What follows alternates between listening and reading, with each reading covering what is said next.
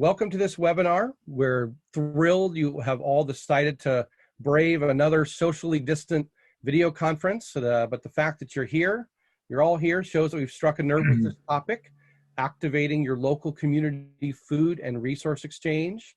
My name is Gabe Yahtzee, Chief Innovation Officer for the University of California Division of Agriculture and Natural Resources. I'll be your moderator today, so let's get started. Assuming I can work my PowerPoint. There we go. All right, so few housekeeping items before we dive into the agenda. We are recording this webinar and we'll provide you with a link after the event along with a PDF of the slides. This webinar will be interactive, be multiple opportunities for you to get involved, so be ready for that. We will ask you to use the chat function at the bottom of your Zoom screen to enter your answers to your questions. If you have questions, start asking them at any time. We have a tech team moderating that chat question and answer period now, but make sure to use that question answer function at the bottom of the screen and not the chat window. Our team is standing by to collect those. If we can't get to them before the end of the event, we'll make sure to address them afterward.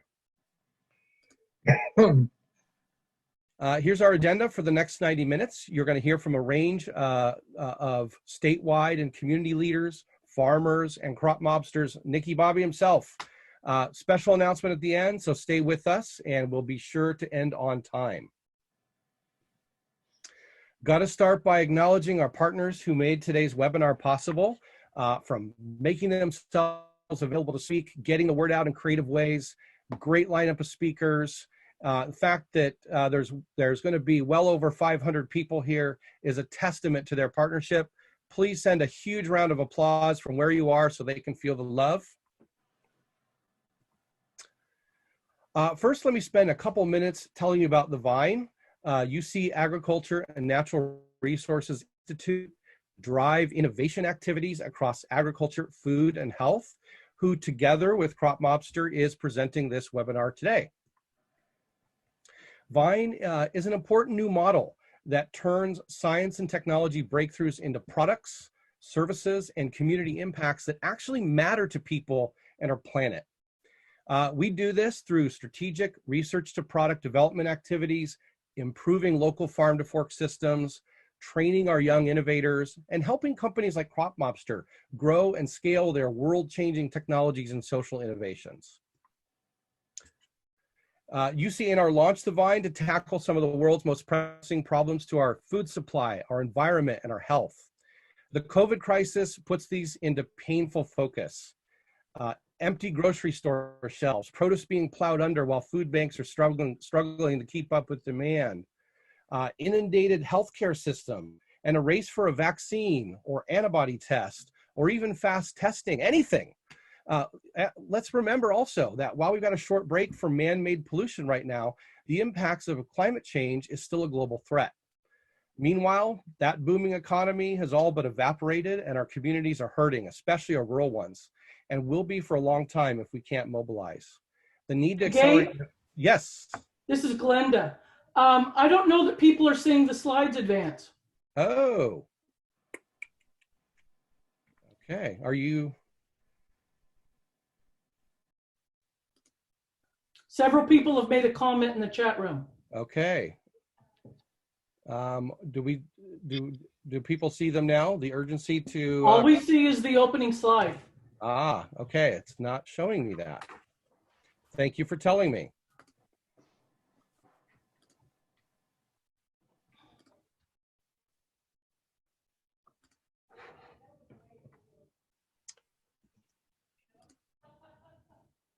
Okay. How is it now? Yes. All right. Sorry, folks. The visuals didn't go along with that. I'm glad someone mentioned that to me. Apologize for that. So agenda here, webinar partners, opening Vine slide, the Vine process, and the problems we're facing today. Again, very, very sorry. Thanks for letting me know that. All right. So rule one, so need to accelerate innovation has never been greater. I will say for folks, we will make sure to provide these slides at the end.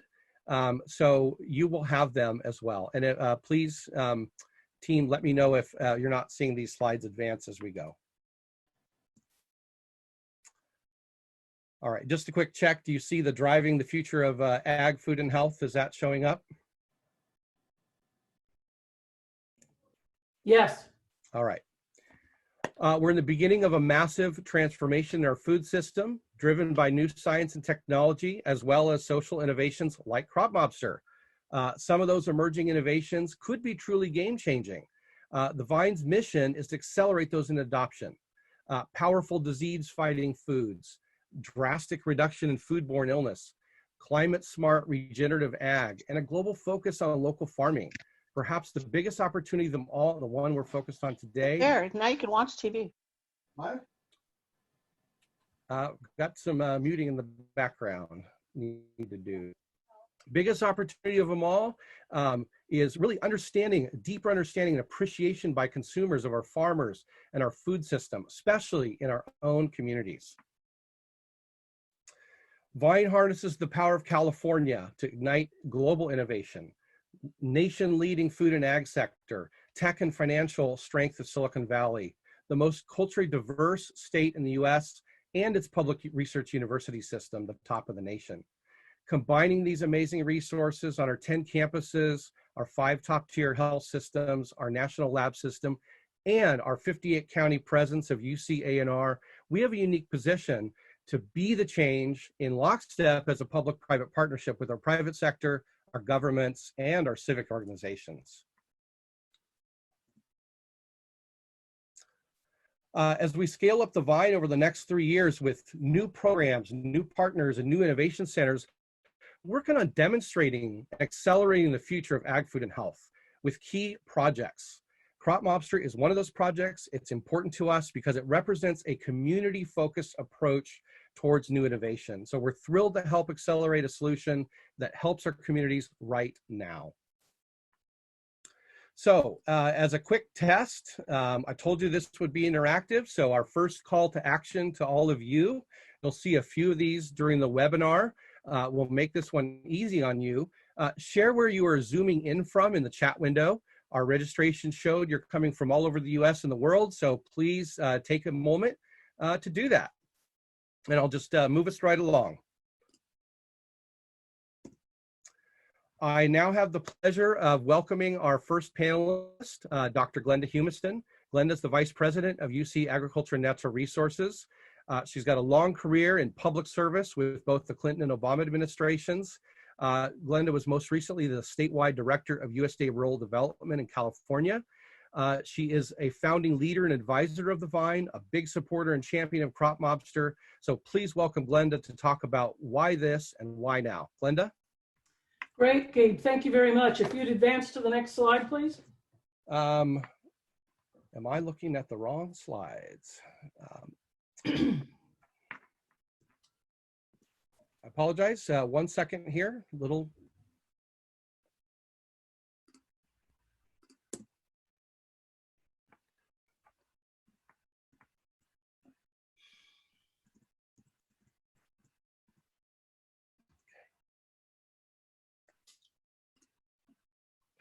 While Gabe's bringing the slides back up, let me just offer a welcome to everyone for joining us today. As Gabe said, I'm Glenda Humiston. I'm the Vice President for the Ag and Natural Resources Division for the entire University of California system. UC is California's land grant university, and we take that mission very seriously. That's the portion of UC that I oversee.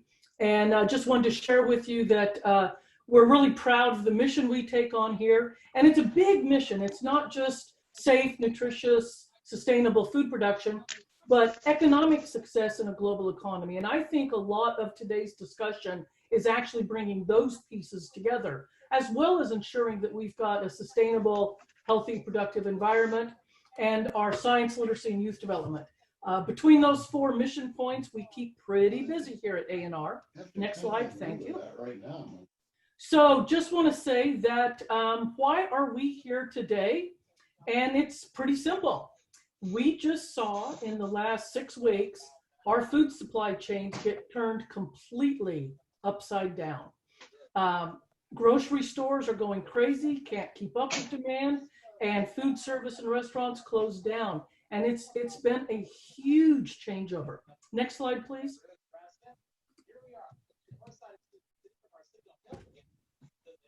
Next slide, please. Do you see it, Glenda? So I just want to point out that that changeover with the difference between the demands at grocery stores versus food service and drinking and out in public restaurants and that have created two giant problems. Our shelves in the grocery stores are often empty. And at the same time, we've got all kinds of farm product crops rotting in the fields, literally, milk being dumped. And it's because our supply chains have evolved to be so set in place for large statewide, national, international transportation and distribution of food that we aren't nimble. We can't change quickly when some disaster like this pandemic hits us. Next slide, please. What we've got to do is we've got to find a new way to do business. We've got to find those new connections on how we grow our food, process it, distribute it, and consume it. And in the long run, find that sustainable triple bottom line that serves the public as a whole: people, planet, and prosperity. And we're starting to see little bits of this. We've been seeing it for quite a while. I've been really proud to be part of many local and regional food systems throughout California and even nationally over the last 20 and 30 years. And I think many of you on this call are as well, or you probably wouldn't be here, because we've all got an interest in this. So part of what you're going to find out today is some new tools and opportunities for us to take this into the next step, to use this pandemic as an opportunity to build those local food systems, not just for the short run right now, getting food to food banks and places where it's desperately needed, but in the long term, setting the stage and laying the foundation for a much broader and much more exciting local and regional food system. Next slide, please. As I close out and prepare to hand it back to Gabe, I just want to emphasize for you that we are here to support this effort. University of California Ag and Natural Resources is a very large and complex entity. We've got offices in almost every single county. We serve all 58 counties with cooperative extension, our research extension centers, the research done at our experiment station. We've got 12 statewide programs and institutes, including our newest one, just announced a few months ago, our Organic Research Institute, and over 26,000 volunteers in several different programs. We're here, we've been doing this kind of work. We're excited to partner with Crop Manage and take this to the next level. But I do want to close with a caveat. We can't make this happen by ourselves. We don't have the bandwidth, we don't have the funding, and we don't necessarily even have the expertise needed in every location. We need people like you. We need local leaders. We need local government, tribes, NGOs, a host of new volunteers that are willing to step up and work with us to then take Crop Manage into your local area and help use it as the platform and tool to help us make those connections. So I look forward for the rest of the webinar and to work with everybody as we move forward. Gabe, back to you. Okay, so I'm excited to introduce our next panelist, James Gore, the 4th District Supervisor for Sonoma County, California. Prior to his tenure in Sonoma County, Supervisor Gore was a presidential appointee in public service at the USDA NRCS. He's an active member in numerous other community and policy organizations on the local and national level. His motto is GSD, and I'm going to let him explain that to you. So please welcome James Gore. Thank you, Gabe. Can you hear me? I can. Okay, great. GSD is all about getting stuff done. I would say it's about soup to nuts. It's about farm to table. It's about making sure that those of us who are involved in community development and in terms of all these solution ideas, that we don't get lost in Wonkville. And that's one of the things that's inspired me the most about partnering with Crop Mobster in the past, and about UCA&R. So yeah, I'm a county supervisor, so I'm a local leader in my community, but more than that, I've been an active Crop Mobster over the course of the last 6 to 7 years. I jumped on the bandwagon early, became an advisor to the group because, just like many of us, the reason we get involved is because we want to see solutions. We want to see food going into needy people's mouths. We don't want to see crops going to waste. We want to stop having facilitated sessions for months and years on end to establish strategies when we know that there's actual ability to just get things done and create exchanges that harness the natural organizing ability and supply and demand that's in our community. So, I've done this with lemons. I've done it with oranges. I've done it with pomegranates on my property.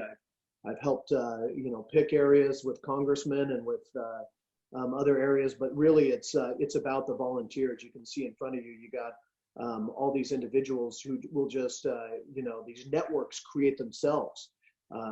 For an example is that I would put up for my property a link that would say, hey, I got a bunch of pomegranates, or I got oranges. All of a sudden, Crop Mobster would link me to Farm to Pantry, a great organization in our community. I'd have 7 volunteers show up. They would pick my trees with my kids, there. It'd be a great experience. And then they'd leave, and I'd get an email at the end of the day that say, hey, what we picked up at your house went to the Boys and Girls Club. It went to the YWCA. It went to this and that. And it was just, for me, so awesome to have a transactional everyday win in this world that included not me watching food go to waste. Food waste is a big, eliminating food waste is a big passion of mine and all of you. We all know project work that we have going on around the world, but I remember being a Peace Corps volunteer in Bolivia, South America, and one of the biggest issues was not increasing production in those areas. It was making sure that they got to market, making sure that we empowered farmers and ranchers to know what real prices were, to not get taken advantage of, to not have wholesalers take unjust margins off of not just the top, but the middle of everything that was going on. And so I've seen Crop Mobster be a community exchange that can achieve many and all of these things. And that's why we've always talked about how do we unleash effectively statewide and even then some. So, before this, I was the Assistant Secretary of Natural Resources Conservation Service. This ties not just with our goal for production and feeding a ever-growing population, but also making better use of what we have in front of us. We can't live in a world going forward. We have 40% of the food that we produce go to waste. And so, one of the biggest things that we need to do is rally our communities around this opportunity. Here in Sonoma County, one of the areas where Crop Mobster was initiated and created on a farm with Nick Papadopoulos and a bunch of other crew that just said, hey, let's take action. It actually built beyond the network of what Nick sometimes calls as the new gear, the tech ability to connect us. What it did is it got into our work with Stephanie Larson, Karen Giovannini, Mimi Enright, and others at UC Cooperative Extension, UCA&R, and into the thread of what we were working on. How do we build this with not just networks on peer-to-peer, but how do we take this to the next level and have it be a functional way that supports our food banks? And as we all know right now, one of the biggest issues we're facing as we deal with the pandemic and the continued issues there is that food resources is really one of the biggest issues that we're facing, especially with lost wages and rising unemployment in the service sector. And then at the same time is more need than ever for good fresh food around our communities, and less of an ability to access it by restrictions in transportation and other things. So I think this is a prime opportunity to take something that's been hugely successful in peacetime and to deploy it in a wartime scenario. And I think that's really impended upon us to make sure that we do this, because this is really all about a resilient community. You know, this is linking technology, it's linking community engagement and school leadership. It's linking community resilience role of us being able to have a backbone if we have these kinds of disruptions in our world. It's about storytelling and empowerment, and more than anything, it's about results. So I know I'm going through a lot really quick, but I think the reason I say this is because I am an active user of the space. I am an active follower. I am an active leader. And I think the biggest thing that we need to take an opportunity is to realize that there is no perfect system to get this stuff rolling.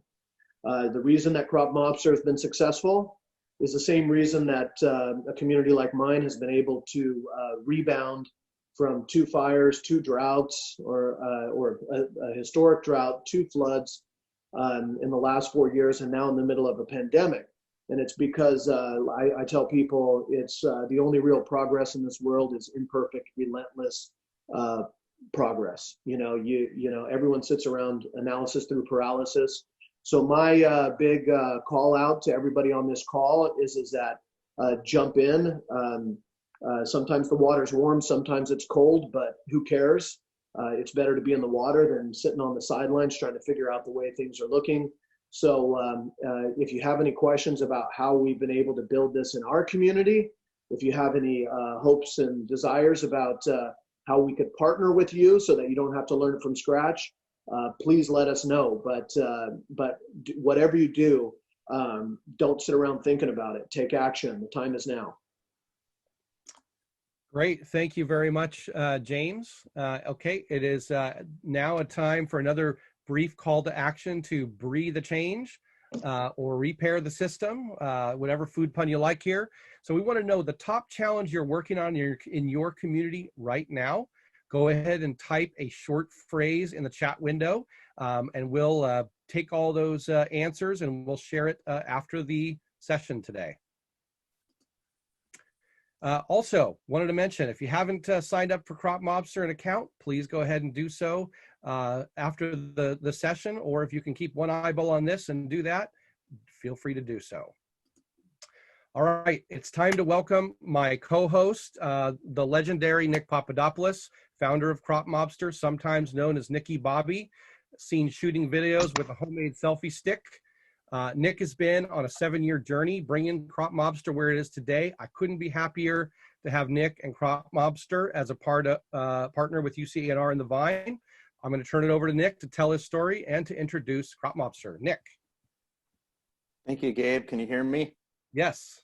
All righty. Thanks, everyone, for making, and I'm really to have the spotlight here today. But I think what I want to reiterate as we start this, that it's really not about me or us or all these partners. It's about all the people in our world right now that are struggling and need urgent help. So that's really where our focus is. And I think that's the focus that brought us here today. And in addition, all the folks like you who are out there making a difference, digging in, like James said, jumping into that deep end and really trying to forge solutions. That's the spirit of this. And with that, let's get going. I want to share some of the few ahas that led to our work and where it is today.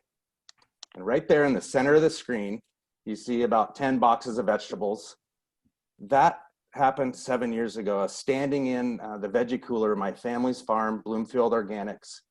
That is the place that this all started. I was standing in the veggie cooler, looking at these boxes. They had come back from farmer's market unsold. We had an award-winning farm, and for some reason, this food wasn't getting to market, and it drove me insane. And in that moment, I had such a gut level, heartfelt feeling that this needed to change. So you see our first Facebook alert there. What does it say? March 10th, 2013. We started fiddling around with social media, this idea of instant alerts. Get the word out quick, harness the power of community. In the past, I had done a lot of community building as a facilitator, but never quite in this way, using the power of the interwebs and social media. And it was just amazing to see within minutes and hours the results. These pictures here are of people who in the first few weeks and months got involved to really hit hard on that topic that Glenda, Gabe, James, and others have talked about, which is 40% of the food in our country and in our world, probably more at this time, is going to waste, getting chucked. Imagine if 40% of the iPhones, if that was happening in the world, wouldn't that drive you insane? Well, it drove me insane, and this is how we got started. We got a little bit of attention up front. I called my buddy Gary, and we decided to build an instant alert system to focus on helping people launch crop mobs. Very quickly, you've heard people call this crop manage, crop momster, crop mom, everything. We had a press interview, and over the course of the weekend in the turkey barn, I hope you can see the farm behind me in my picture, we built a little prototype, and Crop Mobster was born. And within the first year, we were able to use this platform in Sonoma County, California, and the Bay Area of California to redistribute and recover millions of pounds of food. Next slide, please. So that was the first aha. Yeah, well, here's the second aha. I wanted, here's the deal. What happened earlier, and I hear someone talking in the background. Nice to meet you, whoever you are. The second aha was really about, wow. So my question, James Gore, you need to mute. People were posting donations, deals, tractors, posting thank you alerts, hens in need of a new home. Very quickly, Gary and I and others started to see, wow, there's a use for this, kind of like Craigslist, for a total community food system. Next slide. And here's a wonky picture for you that kind of describes the vision. So every community has a food shed, a food system, a lot of great organizations doing work, food waste efforts, community gardens, public health organizations. These buckets could be, there could be a lot more of them on this slide, but the picture I'm trying to get across is what's needed is better connectivity, better collaboration. And so this platform that we offer, Crop Mobster, is about the technology, but equally important is the leadership. And our vision, and I'd like for you to hear this right now and then to get your help growing it, is an open source platform to help anyone, anywhere launch and lead their own community exchanges. We want to provide the gear and we want to earn your trust to join us, but we also know that it's important to have local leaders in each community delivering and doing the work, facilitating, making transactions, supporting community stakeholders. And that's where I'm really honored to share the next aha. Next slide, please. All righty, you see here a picture of a switchboard operator. In the old days, this is how folks worked the telephones. You had people connecting the dots. Lately, we see pictures. There's me doing a little bit of record playing, DJs, facilitators, switchboard operators. The idea here is that every community needs local leaders equipped in community engagement, equipped in technology to be able to get out there and help their community drive impact, making posts, doing presentations, supporting that dot connecting that needs to happen in every community. And so urgently, what we're needing to grow is facilitation teams around the country. We have a great started in Sacramento, Adrian there with his thumbs up from a great organization called Valley Vision. And then on the right there, you see myself with Charles Neese and other young whippersnappers who were the first students in the country to take our training and be able to equip their community to drive further impact, food waste, hunger relief, driving economic development. And I'm so honored to have worked with the University of California, Merced to develop sort of a curriculum and a training to equip young leaders. And here's the deal, and this is a real goosebumper of a vision for me. It's to equip young leaders to drive impact today and to gain the interdisciplinary skills, systems thinking, social media, food systems work, to be able to become our future leaders of tomorrow. And so that's the nature of our work. We've got the gear, and then we've got the know-how, and we've got an empowerment program that works with bold leaders like Charles and Glenda and others, and the students, Aaron, Daisy, Crystal, Cole, you see them on the right, to drive impact in their communities. And we're ready to grow that with your help. Next slide. So the fourth aha, and I've only got one more after that, and then there's gonna be a more because now all of you are jumping on board this, is the power of stories. As we got into this, over the course of the years, we saw so many beautiful impacts happening. We're all reading the news. It's dark, let's face it, especially right now. And that's important to face, right? But at the same time, we need more good news, and those stories are out there, and we were seeing hundreds of them. And so also, to be quite honest, we had a low budget in the early days, so we needed to find a way to really inspire people to grow our community, but also to get the stories out there. And so this quote here really speaks to what we're doing. I read the New York Times in despair. I get these fun local crop mobster alerts from my area, and I'm hopeful.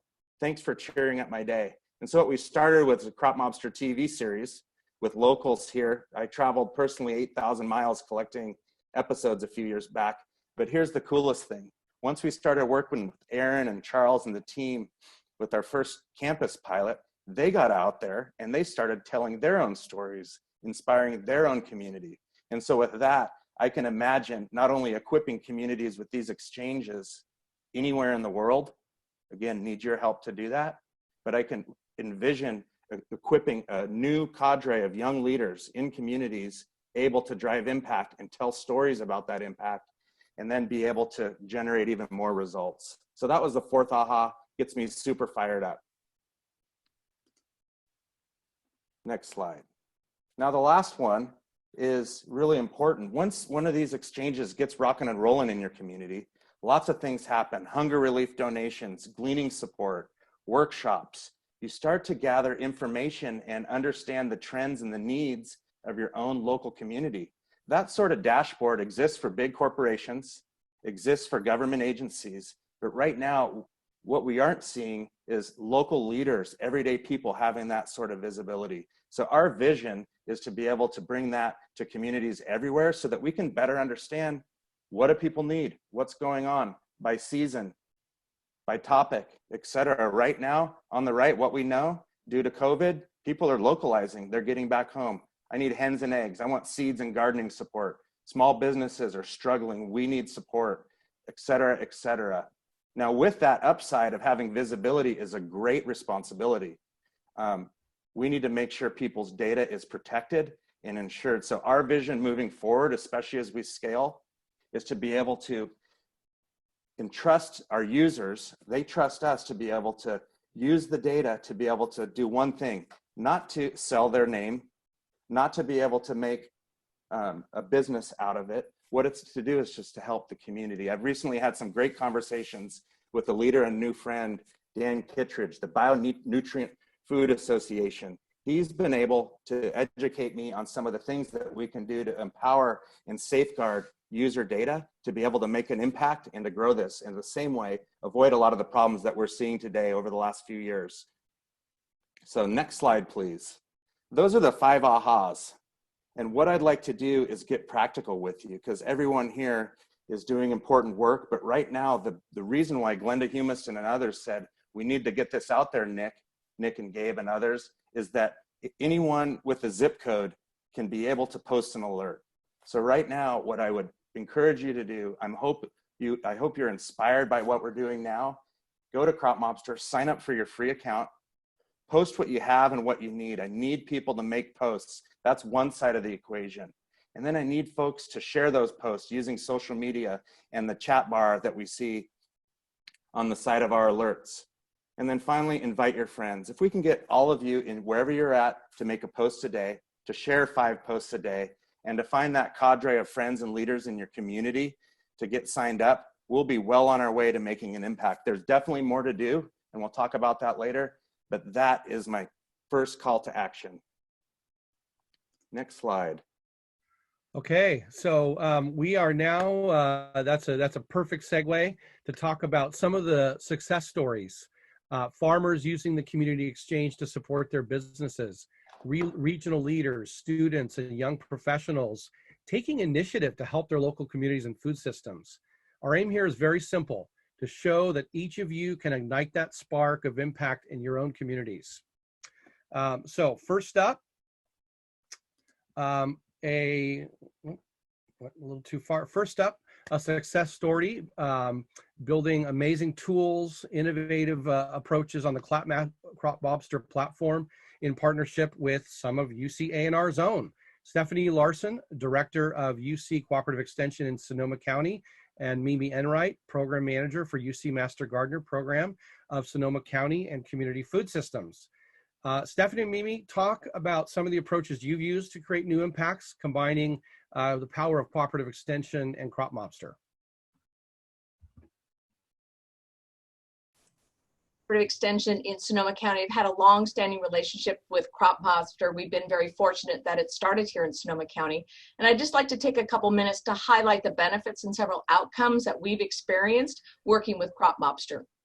Working closely with them, we have created an online database that connects landowners who don't have grazing animals to grazers that can provide vegetation management services to those landowners. We call it Match.graze. So with Match.graze, Crop Monster has created a call to action, a video, a database, and a public awareness campaign, signing up over 100 interested participants, both landowners and grazers, just alone in Sonoma County. So this unique program will support the expanded use of grazing throughout California, achieving our goal to reduce fire fuels and reduce the catastrophic fires that we've experienced over the last several years. Crop Monster's effort has created an online service that will connect these landowners to agriculture producers that have grazing businesses. Another exceptional experience we've had with Crop Monster is the Backyard Chicken Project, which included a post-fire egg study. It was conducted by UC Davis, and thanks to Crop Monster, they created an educational and entertaining video with Dr. Maurice Padinsky, who is our UC Davis veterinary and poultry specialist.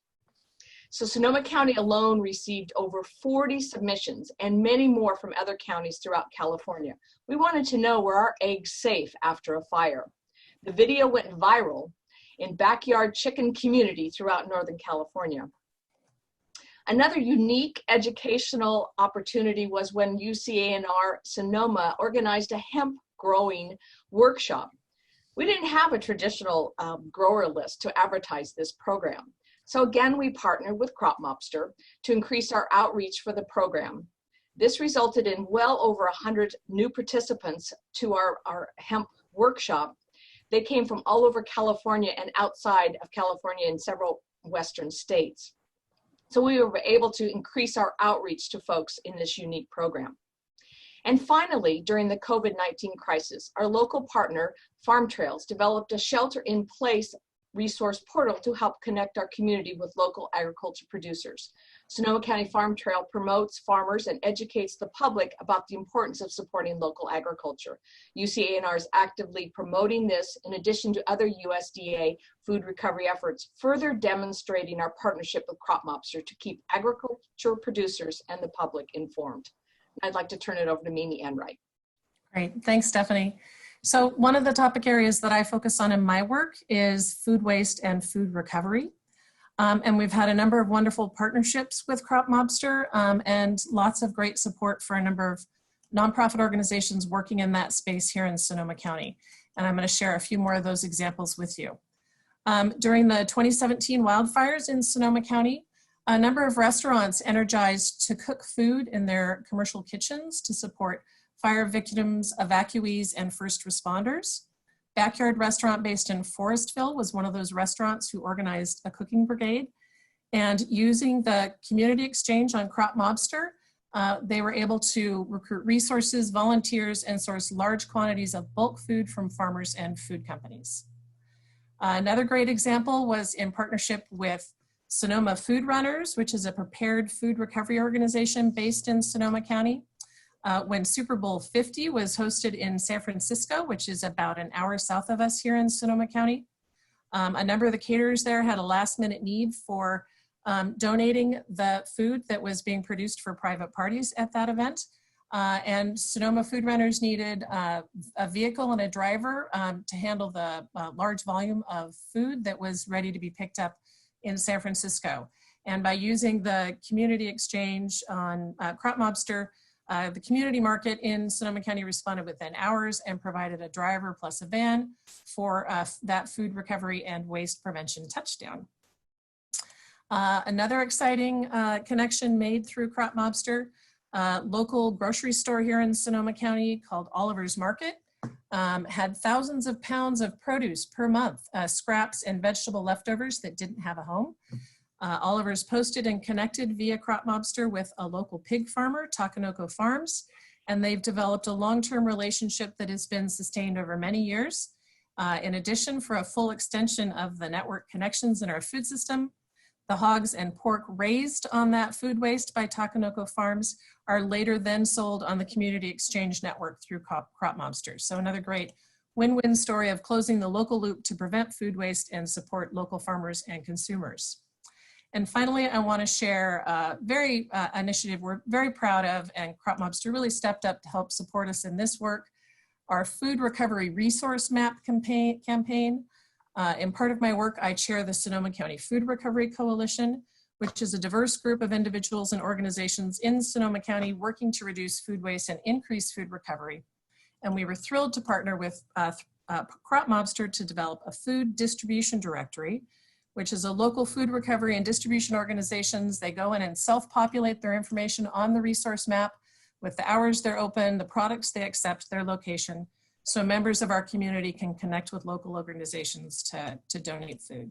So I think you can see we've been very lucky to have built some very diverse relationships, both ourselves at Cooperative Extension and a number of our nonprofit organizations and farmers through the use of the platform on Crop Mobster. And that's it for us here from Sonoma County. Great, thank you, Stephanie and Mimi. Let's head over to Merced County, California. We have a very special and unique story. I'm so pleased we have a range of leaders from that region to tell it. Charles Neese is the Vice Chancellor of Student Affairs at University of California, Merced. Bill Gibbs is the Executive Director of the Merced County Food Bank. Aaron Meyer works as the Crop Mobster Manager and Edible Food Programs Coordinator at UC Merced. A lot to tell. Can you give us a brief overview of how you rolled out Crop Mobster Merced and the impact it's had? Sure, fantastic, and thank you all for joining us as we are over here in the Central Valley of California. As Vice President Hermanson mentioned, the University of California is a public land-grant university. And for us, that means a focus on equity and access mission, as well as serving the public good. I heard of Crop Mobster through Nick, and it hit on so many of our needs: food security, sustainability, leadership development, civic engagement, and community partnership. But more importantly, however, it aligned with our institutional values. And as you listened to Nick earlier, it's clear that you can get a sense of his passion about bringing the change and making positive impact in our communities. And that was a big attraction for us. But it really started, as I mentioned, and to address the food security needs of our students. At UC Merced, we were looking for an online tool that would link food access to food need. In a recent survey, over 30% of our students identified as skipping meals or going hungry because they lack the resources to eat a healthy meal. So offering methods to meet those basic needs for our students was one of our critical first needs. The effort was also connected to our campus's focus on sustainability, addressing the issue of food waste while moving that into the hands of individuals that have food needs helped us to address our triple net zero goals, which include food waste initiatives. As we've heard, more than 40% of food goes to waste. So coordinated efforts around gleaning, community garden programs with master gardeners, alerts to harvest excess crops or to pick up excess food at cater events all helped us to shift that food waste and get into the hands of individuals that had food needs. Then on a more personal note, as a researcher in leadership theory, the campus was eager to sponsor an opportunity to help expand our students' leadership capacity through civic engagement. Crop Mobster gave our students the opportunity to really flex their leadership capacity and understand how to create positive social change in collaboration with like-minded partners. Importantly, they were not only able to find their voice as leaders, but they will learn how to take that knowledge and skills and the important work involved in this beyond the walls of our campus and into their communities, not only now, but long after graduation, and helping to create that ongoing systemic generational change in how we approach this. And for me, we also saw this as a pathway to reinvent the town square, the historical part of our communities that brought people together to look out for each other, both through resources and compassion. Individuals from across the Merced community are able to come together, connect, trade, support, and unite to breathe that positive change and repair the systems that have been broken. And so that is why a community partnership was a critical part of our work at UC Merced. And it's excited for me to introduce now Bill Gibbs, who is the director of our county's food distribution program, because without his leadership and support, we wouldn't have been able to make the impact on our community we did. Bill, I turn it over to you. Thank you, Charles. I think I just want to expand a little bit on what Charles was talking about with the Times Square concept. That's what was most instrumental to us as a nonprofit organization, it really allowed us to be able to talk to a lot of other people that we normally wouldn't talk to in our course or sphere of influences. And so it just opened up a whole new area of potential producers. It raised the awareness of food waste and food conservation. And it helped connect us with resources we didn't know was there. And consequently, when we have more resources, we're able to feed more people. It helped us launch a gleaning program and connect volunteers with the gleaning program. It allowed us to expand our relationship with UC Merced and work together on a cow recycle grant for reducing food waste. So this platform of Crop Mobster just allowed us to make a lot more connections, allowed us as a nonprofit organization to be more effective in what we do. In the interest of brevity, I'll just pass this on to Aaron right now, but we're just glad to be part of it. And I think any nonprofit that's looking to expand their reach should certainly entertain this option seriously to reach out to more people.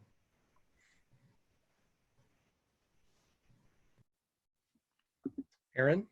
Good afternoon. Thanks for everyone for zooming in. I'm Erin Meyer, the Sustainable Food Programs Coordinator at the University of California, Merced. One of the programs that I help coordinate is Crop Mobster.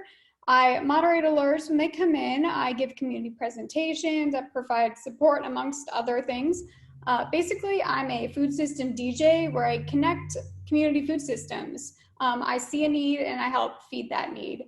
But I don't do this alone. I have the blessing of working with two really awesome students from the University of California, Merced, Katie and Rachel, who are on the call. Shout out to them and thank you for all your help. I also want to give a shout out to the senior leadership involved, including Charles, Vernette, really everyone, Nick. And so I want to start by telling you a story of community impact that I really like. We launched Crop Mobster in Merced County on May 22nd, 2017.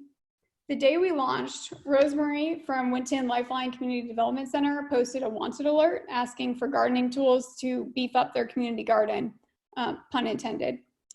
A few days later, Bill from the Merced County Food Bank, shout out Bill, thank you so much. He offered them a $500 gift card to Home Depot to just go out and buy whatever tools that they might need. So it's a nice little win for the day, which is apt and very appropriate since it's Winton Lifeline Community Development Center. So 1 year later, on May 22nd, 2018, we had a 1 year anniversary party. We invited Rosemary and a few others to speak, and she was providing an update and on their flourishing garden and like what it meant for the community. So when she concluded her speech, I asked her if we should pitch her recent alert that she posted, and she agreed. A few days prior, she actually posted another wanted alert searching for farmers that might offer farm tours for kids. And so we announced that alert, and a hand went up in the audience, and it happened to be Lloyd Pereira, who is on the board of supervisors in our area, and he also happens to be a local farmer. So he said, I have a farm, and I would love to have the kids come out and tour it. And it was such a just beautiful, impactful moment. And it really brought everything full circle for me and for everyone in the community. And so today, we are approaching May 22nd, 2020, right? And I found myself thinking earlier today, what kind of stories of impact and of community am I going to get to tell then? And so I wanted to leave you all with two thought questions today. How can you feed the need in your community? And how can you win the day? Thank you, and onward. Excellent, Charles, Bill, and Aaron. Finally, let's on our success stories. Let's move over to some farmers and hear from them. First of all, Edward McCutcheon is an attorney who does agriculture and business law in Sonoma County, with interest in several ranches in the county, as well as a side farm called Side Road Farm in Healdsburg. Jennifer Branham Burns has been using Crop Mobster since its first launched. She and her partner run the Laguna Farm in Sebastopol, California, providing more than 100 varieties of organic fruits and vegetables through farmers markets and their community-supported agriculture program. So, Edward, let's hear from you first, and then Jennifer. And if you're talking, Edward, you're on mute.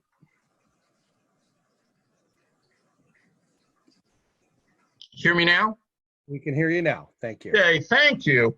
I've been using Crop Mobster for roughly 5 years, and I got acquainted with it after reading about it in the Press Democrat one Sunday morning, and I really like it. I equate it as the 21st century's Granger movement in the United States, where people that like agriculture or being outdoors can communicate with each other and learn and share ideas and share concerns and donate or sell, buy, trade, recycle, and repurpose items, but most importantly, to share information and concerns such as food waste and food insecurity.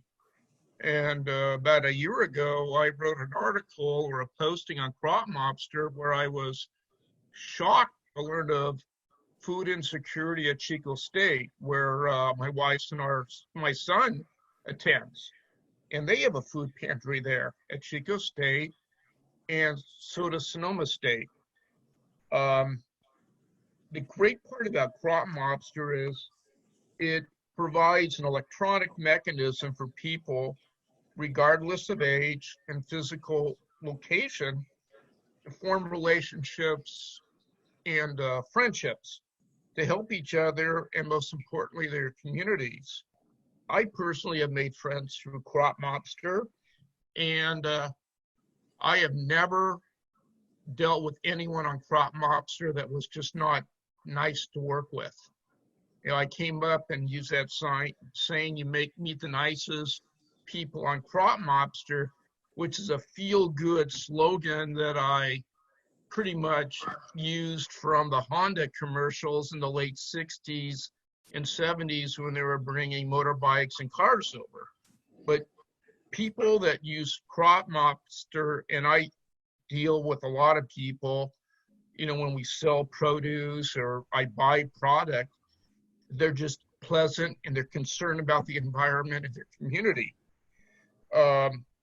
The big part that I just want to say is I have noticed food insecurity in Healdsburg, Geyserville areas, and also shortages of seeds and starter plants due to high demand and insecurity by people, and also by people that want to be self-sufficient. And I've seen a lot of giving away of seeds, trading, information disseminated about how you can at least grow food, grow an extra row for the community when the food banks and the gleaners come back. So that's the good part about this pandemic. People in the Healdsburg, Geyserville area have been really good. I haven't seen any bad behavior. They're a little frustrated, but they understand things. And the thing is, they're getting focused on back to basics. You know, as Nick said, the victory gardens, you know, that was prevalent during the Second World War. So, you know, my vision for Crop Mobster, and I'm pretty much at the end, is it allows people to be seen. And there's nothing worse for, let's say, a homeless person or somebody in need to be ignored. And this is a forum where anybody can do a posting, respond, and get a decent response. And it really creates, you know, seeds for change in one's community. You know, thanks again, Gabe. Thank you, Edward. Jennifer. Hi there, can you hear me? Yes. Awesome. So, well, thank you so much for inviting me to share my perspective and my story about Crop Mobster and how my farm has used it. Lakuta Farm is primarily a CSA farm. We have 400 members who pick up a produce box weekly. We grow everything from asparagus to zucchini. We have a small orchard, and we grow berries as well. Almost as diverse as our crops is the venues that we distribute through. While our CSA is really our main focus, we also have a farm stand. We participate in our local farmers market. We distribute through a wholesaler, and a big part of it is also Crop Mobster.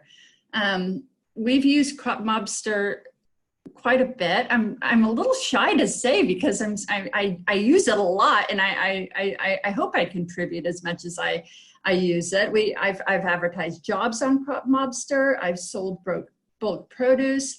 I've purchased supplies. I've reinvigorated the community. I've shared our story.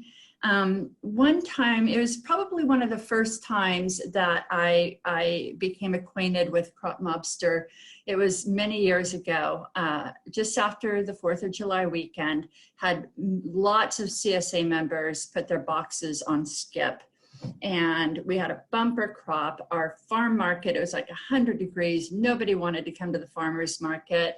People were growing their own gardens, and I had a huge stack of unsold perishable produce in my walk-in cooler. And I thought, what am I gonna do with this? I have to sell it. Like I would love to donate it, but I really have to sell it. And so I put an alert on Crop Mobster, and the photo was like of boxes of produce. It wasn't even a beautiful photo. And I broke it down into lots. I had 5 lots for $200 each.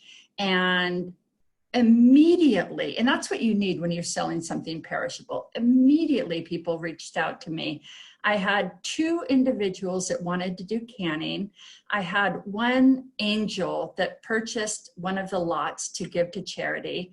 I had a senior community purchase a lot to divvy it all up within their community. And then I had a restaurant reach out to me, and they're still customers to this day. And so that's my biggest success on Crop Mobster, was taking this panic situation and turning it into long-term customers, being able to give back to our community and build this relationship with Crop Mobster. So I'm a huge fan. It's so easy for a farmer to just jump on, snap a couple pictures. Their tech support was awesome because they made it all look good. And the people like immediately saw it. It wasn't even a day that it took for me to distribute this perishable produce to people who were immediately able to put it to use. And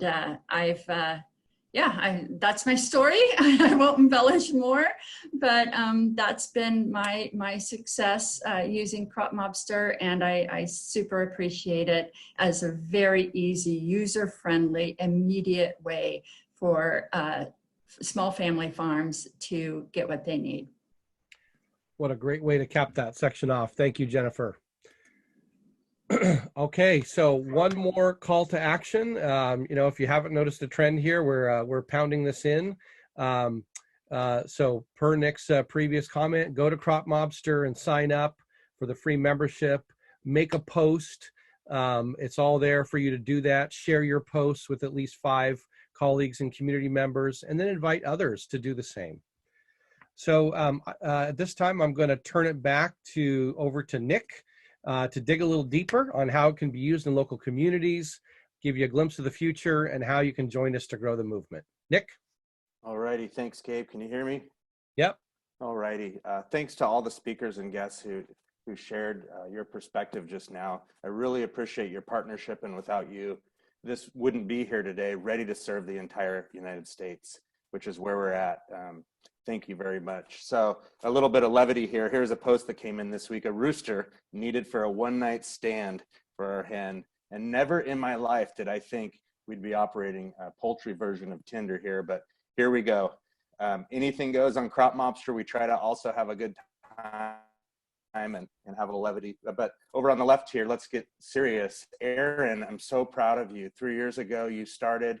You've grown in the Merced County community as a leader. And now, because of your experience on this and others, you're able to innovate. You're able to see community needs. Erin recently, as one of multiple innovations in the community, launched the pop-up People's Pantry. She saw a need and she's working to feed it. So right now, we heard Edward say back to basics. We heard James say GSD. We're gonna go through one more time, very practical basics that anyone in the United States can get together and start making posts, start sharing posts, and start bringing your friends on board. And that's our big request today. And so now, next slide, let's start getting practical again. The first area, again, you've heard a lot about food insecurity, nonprofits, and hunger relievers. Very important. Thank you, Bill Gibbs, for your words and your leaderships. Your leadership as one of the pioneering food bank leaders in the United States who saw the vision. Back one step, Gabe. What we're seeing here is just a myriad of examples to help on the nonprofit slide here. School gardens needing a lawnmower, school gardens needing mulch, tomatoes, we need them harvested. A nonprofit needs to find an office. Who would have thought that furniture in an office was part of a food system? A van needed to relay excess food. You get the picture. There are so many needs in a community, and our job with technology and local leaders is to help, as Aaron said, feed those needs and connect those dots. Next one. All righty, this is a big one too. Next slide, please. Jobs, sales, and economic development. That wanted alert in the upper left, lady got on the tractor. She was able to take a photo and have the guts to say, I need a job. I can go in and clean up businesses that need a turnaround. And within a few days, she got 10 job offers. Denise, that was one of my first most inspiring windows of opportunity around economic development and creating jobs. We see companies posting jobs, finding high quality workers, people, 4-H'ers selling lambs down below, a whole bunch of ways to help folks get work, give work, and develop the local economy. We have to keep the dollars flowing in our communities. And this is one great way to promote and support that. Next slide. Alrighty, folks, we're wrapping up. I hope you're thinking of examples that you can use and posts you can make in your own community, because that's what I'm going to ask at the end of this section. Food recovery and surplus. We've talked a lot about that today. That's the heartbeat of our effort and how we got started. One woman on the upper right there, Jennifer, has been posting her fig tree every year. She already has enough people to harvest her figs, but what she loves is meeting new friends. And so she's found a safe way with Crop Mobster to meet new friends and find a home for these luscious, beautiful figs. And then way on the other side of the page, we have examples of thousands and thousands of pounds, tons of food, white potatoes up for grabs up there on the upper left, down below. Who would have thought watermelon rinds had value? There you go, thousands and thousands of pounds. Instead of going to the landfill where they cause tremendous environmental problems and contribute to climate change, they're able to find a home with pigs, composters, etc. You get the picture. Even 50 pounds of old world white spaghetti. Anything goes. If you have an idea, let it rip. Alrighty, next slide. Circular economy and reuse. That's a word you're going to hear more and more in the world, but it needs to get down to basics and down to earth. This idea that waste really shouldn't exist in communities. And so who would have thought that moldy hay down and below, there'd be a market for moldy hay. The weird permaculturists, the awesome permies love moldy hay for mulching. Love that. Pallets, deals on mason jars, old metal gates. Example up in the upper right, a telecom company paying people to dismantle the wooden spools, and then pay the landfill to take them away. So with an alert on Crop Mobster and a little bit of love, they're able to find a home with goat farmers and artists and save that tremendous amount of waste and money and turn it into value. And wrapping up here, I mentioned this too, the importance on the next slide of gratitude and impact. That's where the stories come in. At the end of the day, we have to thank each other and document the work that we're doing to help our communities. And so this is a way to really fuel the movement, is by thanking people, sending them online versions of thank you notes, or even figuring out how to send them an old-fashioned snail mail or a handwritten letter. But this idea of showing thanks is huge. Down below, Steve Conwell there, that's him handing me a ham. It's a thank you alert. We helped Crop Mobster and our moderators during the floods. He had a herd of pigs and they were going to drown, and he made a post, and with a half day was able to find a home for his pigs and hogs. And a few months later he showed up, and that's the ham he gave us. So someone asked how we make money in the early days. We literally bartered and traded, did side jobs, but these are the gifts that really mean a lot to us. And just so you know, if you want to see a great video, the first Crop Mobster TV episode, I think ever, it says guy sells premium local ham while preventing 500,000 pounds of food waste per year. Steve had an award-winning handlebar mustache, ended up getting caught in a power tool, He was a food waste warrior in his community and in a dwarf pony named Prunella. So I'd love for you to watch that video and get excited about the media and storytelling. But gratitude and impact is key. Next slide. Alrighty, before I get into a glimpse of the future, one more request for you. Early on, you were asked, that's okay, Gabe, we don't actually have a slide for this. Early on, you were asked what issues are you facing in your community. What I'd love for you to do is take a few moments and think about, now that you have practical examples of how this works in other communities, remember, anyone in the country can post in your local community. What posts would you make? Maybe jot those down. Maybe leave us a comment in the chat box. Now, also, in the days ahead, we'd love for you to share some alerts on Crop Mobster after you sign up. Even if they're not in your community, you can share them as examples to inspire your community to get this going and to sign up. And so I'd really love for you to think about that. And then finally, think about those bold leaders in your community that are aligned with your vision and that can really help this take off. The time is now. We'd love for you to create that list of 20 to 50 people and send a heartfelt call to action to get them to sign up.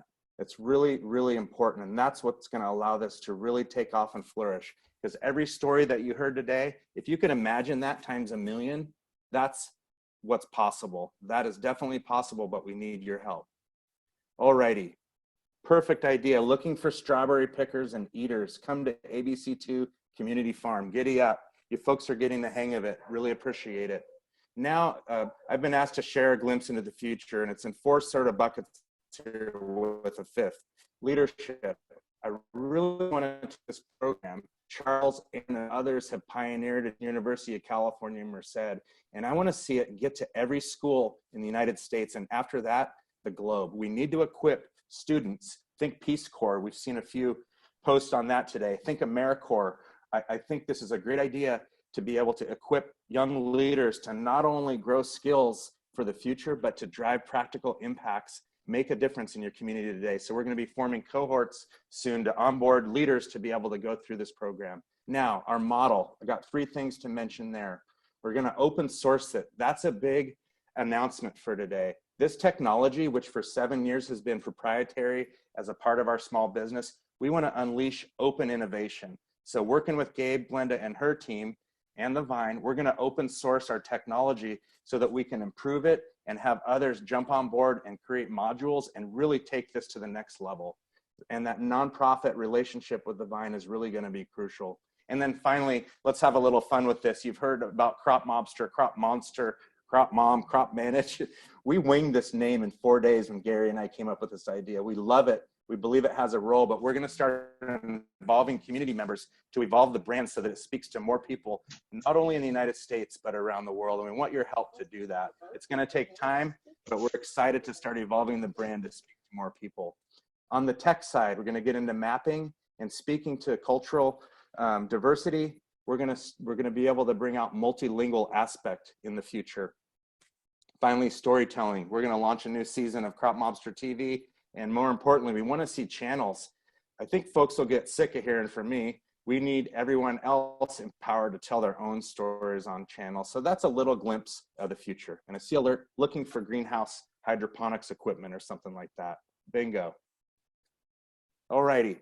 This vision is really important. If we accomplish this, we're going to have a huge impact. But I need your help. We need your help. We need to sign on as partners. And so on the next slide, I'm going to share the different ways that anyone could get involved, regardless of status, regardless of economics. The first one is free. As I mentioned, we just made a big next leap. We're available anywhere in the United States, but it's free for anyone to sign on. Sign up. Need you to make a post a day.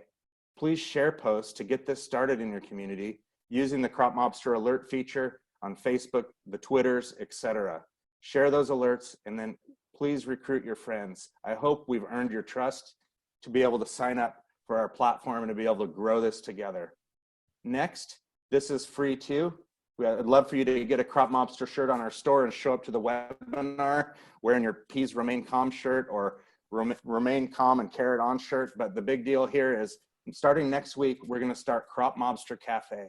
Yours truly, Nikki Bobby, with special guests like Glenda, like Gabe, some of you probably, I'm going to ask you to join, and we're going to work in real time like this with smaller groups. It'll be first come, first serve. So please reach out to us. We're going to start coaching and having banter back and forth to be able to help drive impact in your community.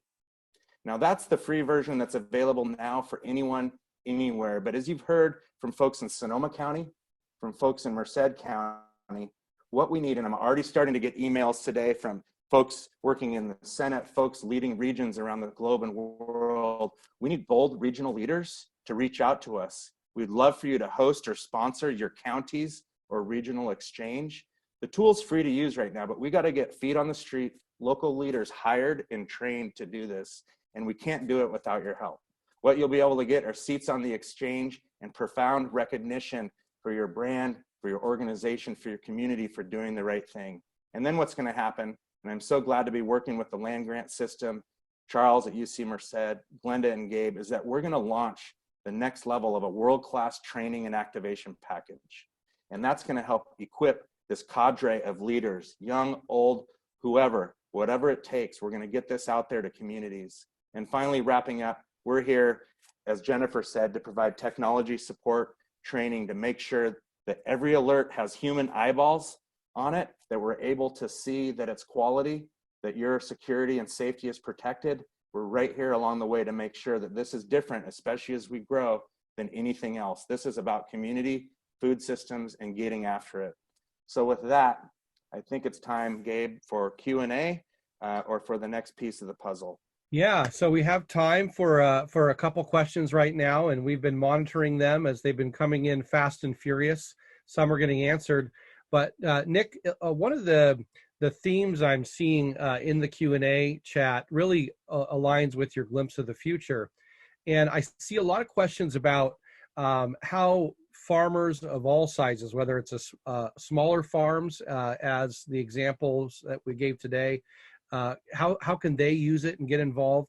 And really, what's the vision for the future, and how larger farmers and larger operations and what we call big ag, so that there's kind of something for everybody there.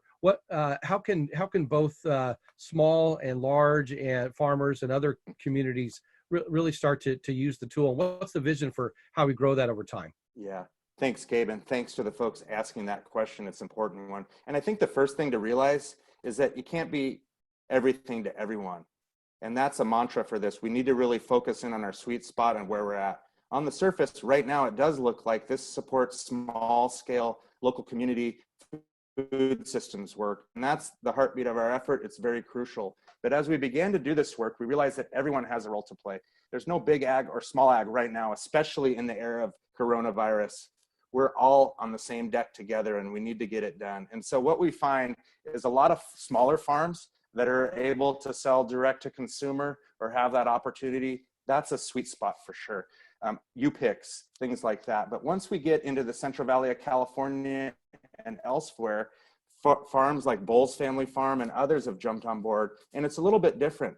It's not necessarily posting 100,000 pallets of watermelon for direct sale to a distributor. That does happen, but what we see are job postings, recruiting for employees, giving out work, donating excess food, making sure that there is a strong role in the community, etc. So what we see in every community, this platform kind of adapts to the unique nature of those communities. A lot of small organizations and small farmers and gardeners get on board, but there's definitely a role for everyone. We're all needed at this time. And for larger scale operations, what it takes really is just reaching out to us and ask that very same question, and we will coach you to find value-added ways to help your business and for you to help your community, both on the hunger side, the economic development, etc. And then the last piece is that as this grows, you can imagine modules. There are already some great companies that have started, for example, business-to-business platforms linking surplus produce to restaurants.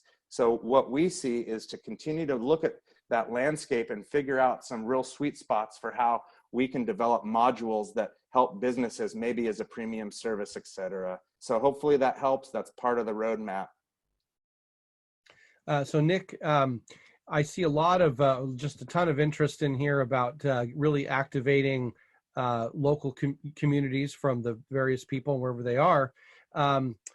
I see a question, a theme question here about how have folks in various communities been successful at establishing the moderation piece? And are there any tips on partnering and funding moderation?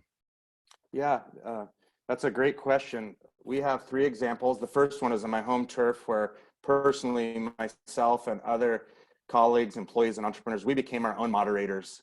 That is the first lesson we learned, how to do this and how to develop our curriculum and training. The methodology is really important to learn. I'm sure Aaron and others would have improvements, but there's definitely a method to this approach. But what we need are a few success factors, Gabe, and the folks asking this question. We need to find bold regional leaders. In Sacramento, we had Valley Vision and the Bank of America Foundation. I think Lori's on the call as well as Trish. They got together and said, let's develop a coalition of leaders to fund this, to hire local leaders. It's important, I think, to have paid staff, even at a junior level, or student interns, because they have a job to do and need to be held accountable to that job and empowered. And so bold regional leaders, get a diverse coalition together, come up with the funding, reach out to Gabe and I, and we'll be able to go through that package with you. But the main thing is to have bold leadership, community onboarding, and let's find the right level of local leaders to get involved to drive this forward. That's key.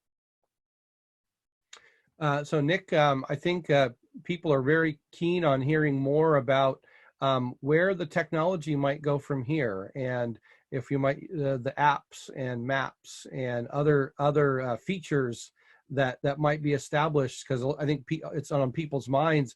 How will this fit in my use case? And people put a ton of great examples in the chat.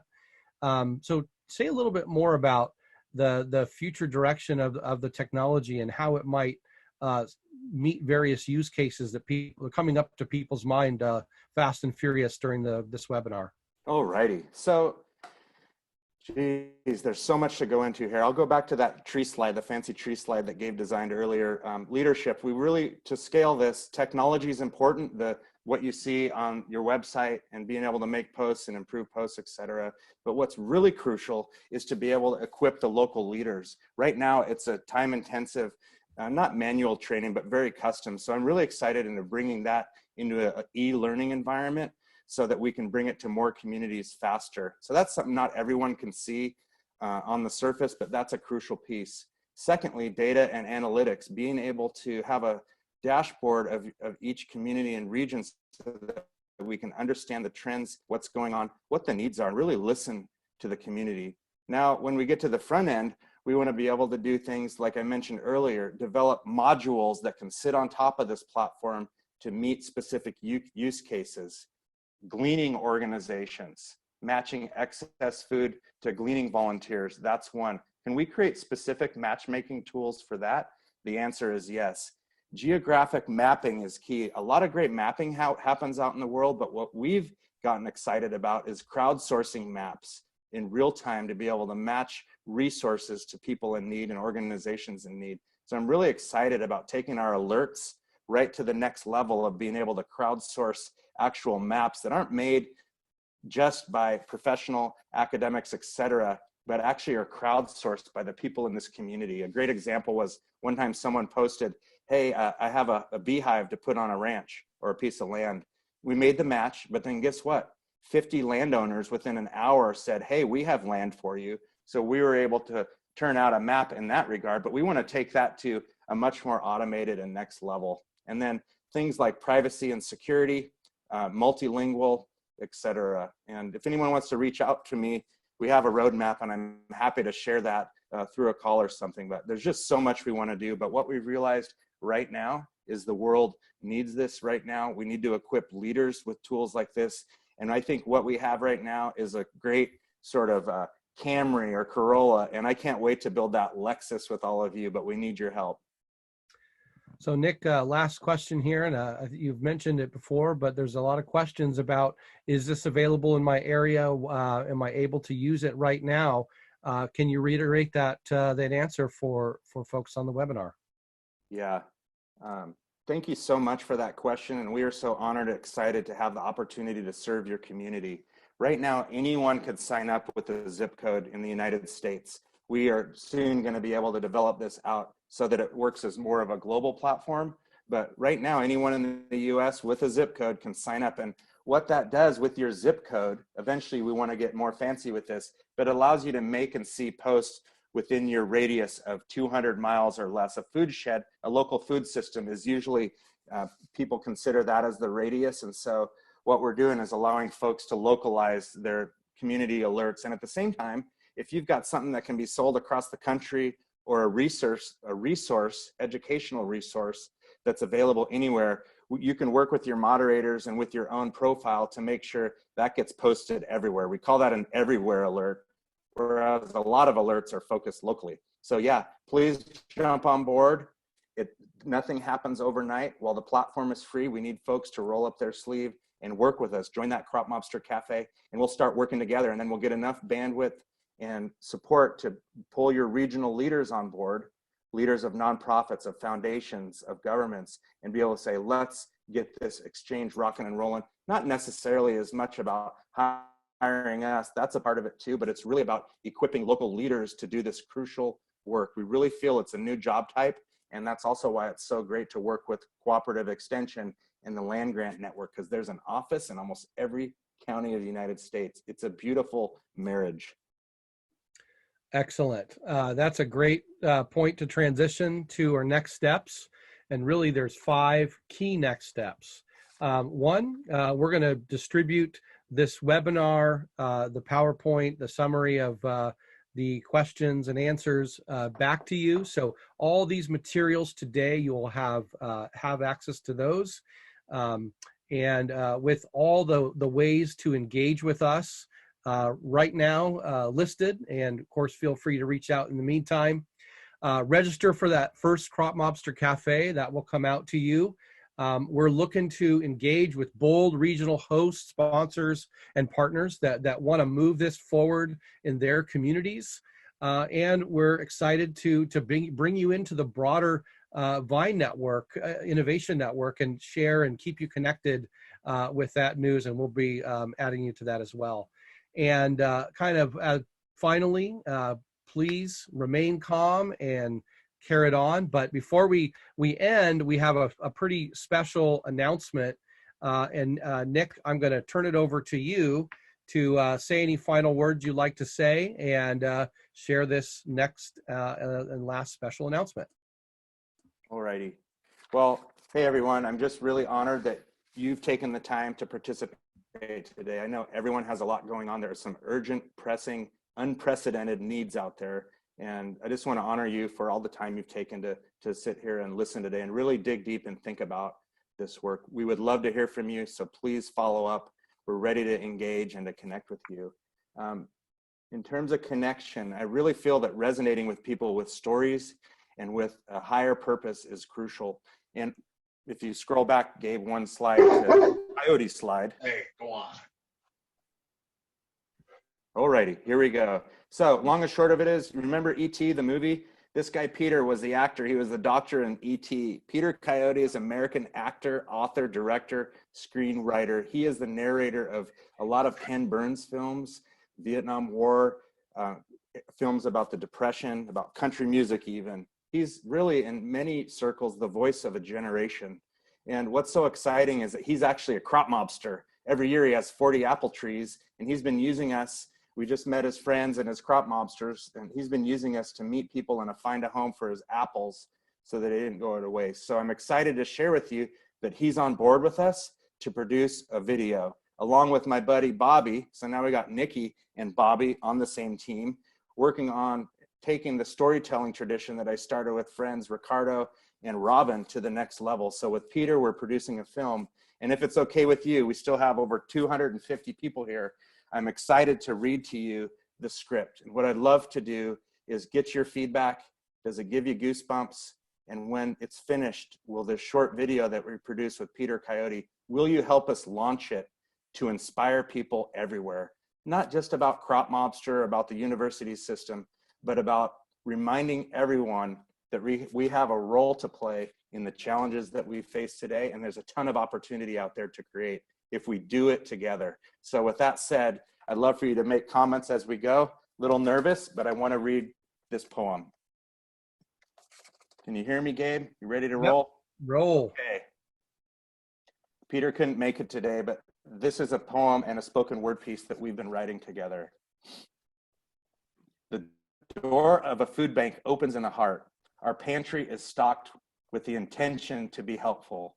Jars and jars of nourishing potential. A garden, a farm, a patch of dirt, a single fruit tree can feed a neighborhood. Be a bridge to hope. Sinking tap roots linking us to neighbors, physical or virtual. Galaxies of potential. Gleaners, gardeners, farm laborers, farmers and food banks. Networked, sharing, redistributing. Pass between black, white, brown, and red hands. Distributors, restaurant chefs, and waiters. A kindergarten classroom can grow and share food. Composters, diggers, worm lovers, and seed savers. You are all revered, all cherished, all appreciated. Thank you for your nourishing work. Thank you for helping us reclaim and renew mutual aid, neighborliness, and reciprocity. That's the spirit of community. Everyone can be a gardener, a farmer, a gleaner, a picker, a redistributor. Each patch of yard is a galaxy of potential. Grange halls, barn raisings, victory gardens, an egg carton of radishes in the window, diggers, master gardeners, mason jar seed savers. The love shared is the love we need. Remember your grandma's hands turning the soil? It's not my yard, or your yard. We need more doorways through the fence lines, borders and boundaries between us. We need to break those down. So be your own crop mobster and live to share. And so with that, thank you so much. Would you leave a few last comments and some good vibes? And will you promise when we produce this to let it rip and help us share this far and wide? Thank you.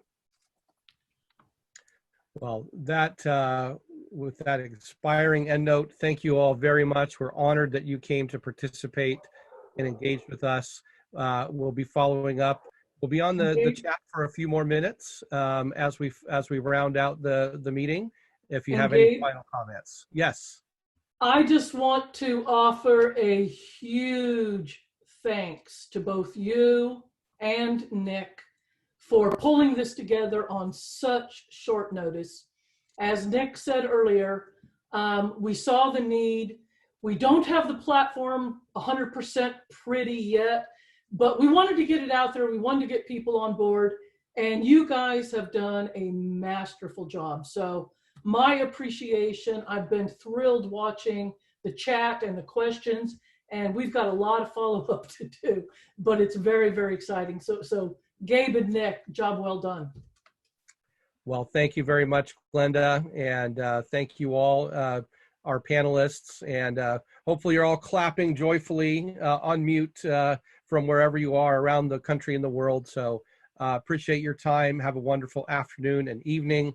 Again, we'll be on chat for a few more minutes if you want to offer any final comments or questions, because we want to hear every bit of feedback you have. So thanks again.